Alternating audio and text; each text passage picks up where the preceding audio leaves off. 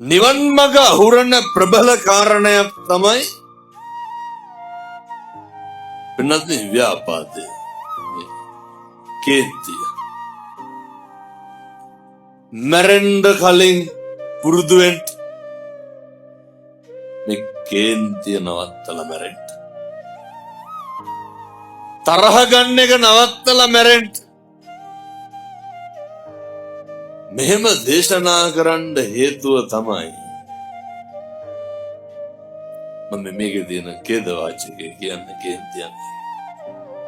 අපිට වැඩිපුරම කේන්තියන් තරහයන් ගෙවල් වල මිනිස්සුත් එක්ක නෙමෙයි. වැඩිපුරම අපි ඇවිස්සෙන්නේ කාත් එක්කද? අඳුරන්නේ නැති මිනිස්සුත් එක්ක කේන්ති යනවා. වෛර බඳින්න ඉක්මන් වෙන්නේ කාත් එක්කද? සහෝදරයොත් එක්ක. අපි ළඟින් ඉන්න මිනිස්සුත් එක්ක. ඉක්මනට තරහ පිරිමහන්න හදන්නේ කාත් එක්කද? අම්මා තාත්තත් එක්ක. ඇයි රිප්ලයි නෑනේ වට? අම්මට තාත්තට මොක කිව්වත් ගැටලු තියෙනවද? ඔය ජීවිතේ මේ වෙනකොට තරහ පිරිමහන්න පටන් ගන්න ඉස්සරලම කන්නේ නැතුව ඉඳලා නැද්ද? මේක හරි පහසුවෙන් කරන්න පුළුවන් කට්ටිය කවුද? ගෙදර උදවිය. එහෙම නෙමෙයි. දැන් මේ පින්නතුන්ට ඔය පාරවල් දිහා ඉන්නකොට කේන්ති යනවද? මේක ලෙඩ. ගෙදර ඉද්දිද කේන්ති යන්නේ, ඔය කඩවල් දිහා ඉන්නකොටද කේන්ති යන්නේ? ගෙදර ඉන්නකොට. පාලනේ වෙන්න ඕන තැන කොහෙද? ගෙදර. එකටම හිතන්න. හෙට ඉඳන් කව කිසිම හේතුවක් මත අම්මා තාත්තා එක්ක මනාපකම් තියාගන්න එපා. අපිට මතක නෑ පින්නතුනි,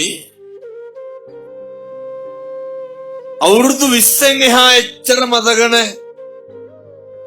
10න් එහා මතකද? අවුරුදු 5න් එහා මතකද? මිනිස්සුන්ට මතක තියෙන්නේ අපිට හොට සූර ගන්න පුළුවන් කාලෙන් පස්සේ විතරයි. එහෙම නෙමෙයිද? මං ගියා ඔය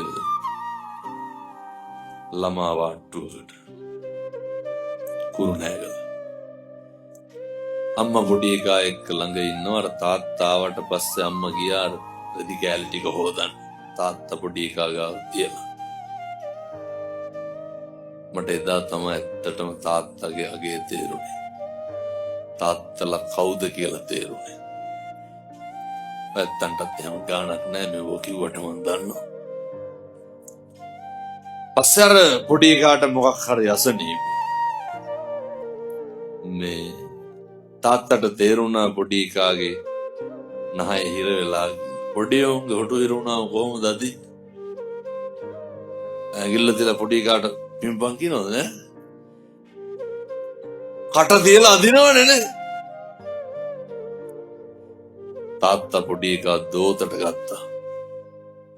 අරගෙන පින්නතුනි කිසි හිරිකිතයක් නැතුව මුළු කටම නහයට තියලා ඇද්දානේ.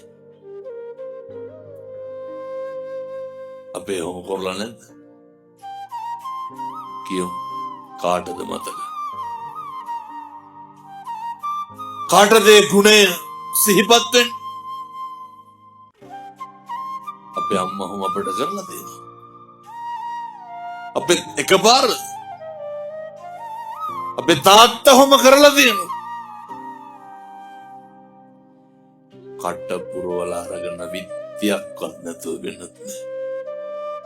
කාටද හොම කරන්න පුළුවන්? කාටද පුළුවන්? අම්මටයි තාත්තටයි විතරයි.